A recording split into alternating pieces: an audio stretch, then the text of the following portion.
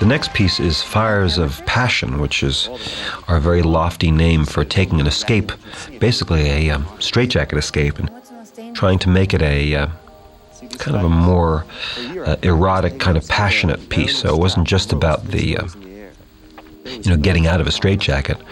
It was really to make it so it had a little bit of a story to it. Not much, but just a little tiny bit. We did it kind of as a rite of passage in kind of Brazilian rainforest setting with big projections on that big screen that's up in the air. We cut a big kind of a backplate video and film to project on that screen that was up in the sky there. You can see it up on top of the frame. So it all ran counterpoint as kind of a background to what I was doing in the foreground for the escape. That girl there did a great job. She filled in for another famous supermodel that decided not to show up. We don't want to mention her name, but anyway, this girl did a great job at the last minute. We got her the day before to play my semi-love interest in this escape. The escape is very, very real.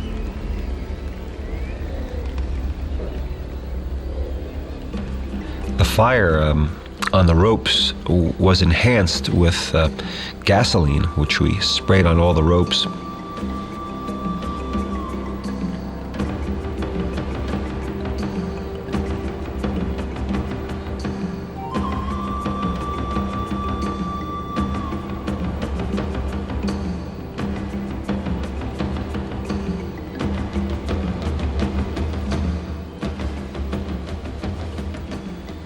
I think I insulted these guys. I got them really pissed off at me, so they'd really throw me around a lot. I think they enjoyed this a lot. And I'm really getting strapped up pretty tight. We had this French's mustard bottle that we used in rehearsal to put the kerosene on the ropes. And I don't know, later on you'll probably see that we actually wrapped it in burlap, and it ended up on the show.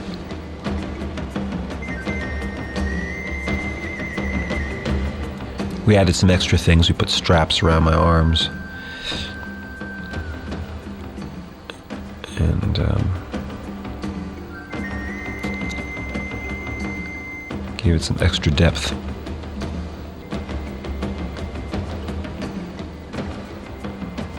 We rehearsed this over and over. Wherever I performed around the world, we had a crane outside the theater. We'd bring the audience outside the theater after every show. And I would do this without the spikes below. The only time I ever did it with the spikes was the night of this taping. And this knife, occasionally, when the OJ trial was happening, I would make a joke about the knife, put the knife back in the Bronco. And there's that graffiti wall case covered in burlap. It's amazing how the things that the graffiti wall is an illusion we do in the show. You see there's the French's mustard bottle there. And this guy did a great job of lighting this stuff. I love that. Look at that. He's very happy. We're strapping me into it. And those ropes are covered in cloth and cotton and in gasoline. Yeah, pretty cool. And I'm up there. One time my leg actually caught on fire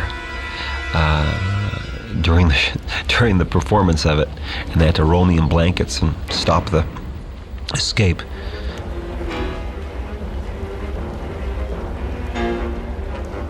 Yeah, it was a Target Center in Minnesota. Actually, I caught on fire. Yeah, we did this every day after the show, and we added more and more fire, more ropes to burn and so forth outside the theater. More and more things would happen.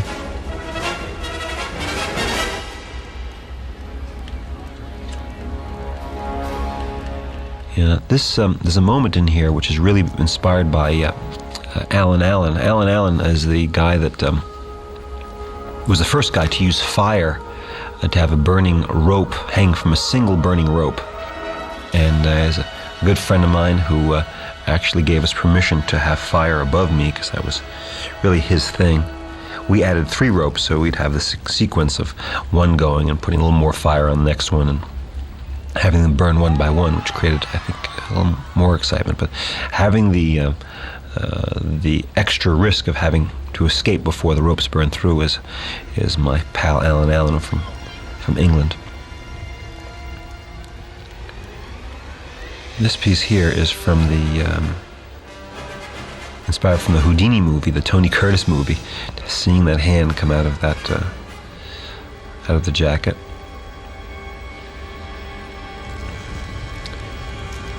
Houdini used to do this, no fire, no spikes, but did it for free outside of theaters to get publicity.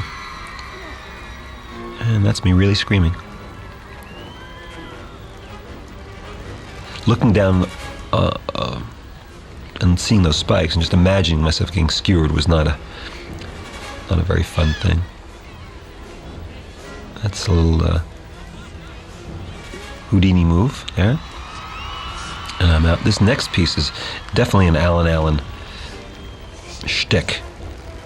This little fall right here. There you go. Pretty scary.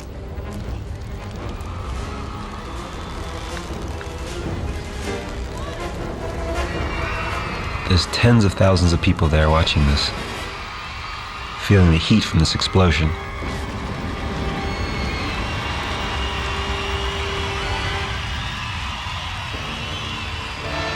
I'm about to be Michael Jackson there. No, not quite. Hair did not burn.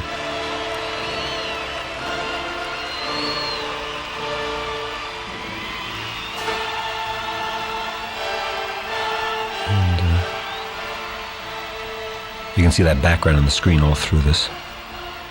We really timed the burning of those ropes, and it really never worked perfectly right until this one show. It was one of those things where it was kind of a happy accident. Everything worked out exactly right, and there's no safeties, and off to go to take a steam bath.